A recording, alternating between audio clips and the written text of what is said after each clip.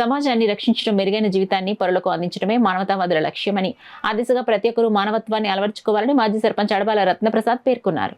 రమణయ్యపేటలో Adabala trust ఆధ్వర్యంలో ప్రపంచ మానవతా దినోత్సవం పురస్కరించుకుని జరిగిన కార్యక్రమాన్ని ఉద్దేశించి అడబాల రత్నప్రసాద్ మాట్లాడారు. ప్రజల్లో మానవతా ఆవశ్యకతను చాటడానికి ఐక్యరాజ్య సమితి ప్రతి ఏటా ఆగస్టు 19న ప్రపంచ మానవతా దినోత్సవం జరుపుకోవాలని సూచించిందని అన్నారు.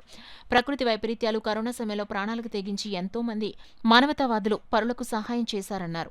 కరోనా సమయంలో వైద్యపరంగా విశేష సేవ చేసిన doctor Sirigineedi Veerabhadrarao, doctor Chitla Kiran, doctor Addala సత్యనారాయణలను ఘనంగా సత్కరించారు. ఎవరికి ఏ వైద్య సహాయం కావాల్సి వచ్చినా వెంటనే స్పందించి వారికి స్వస్థత చేకూరే వరకు శ్రమించే వైద్యులని అన్నారు. ఈ కార్యక్రమంలో నిమ్మకాయల వెంకటేశ్వరరావు, ప్రసాద్ నాయుడు, చింతపల్లి సుబ్బారావు, పి ధర్మచంద్రరాజు, బుద్ధరాజు, సత్యనారాయణరాజు తదితరులు పాల్గొన్నారు.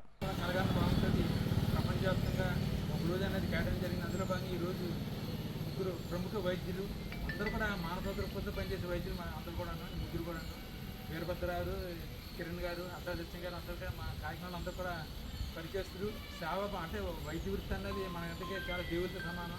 అది కాకుండా దాంట్లో మానవతా దృక్పథాన్ని కూడా ఇమిడి ఉంది.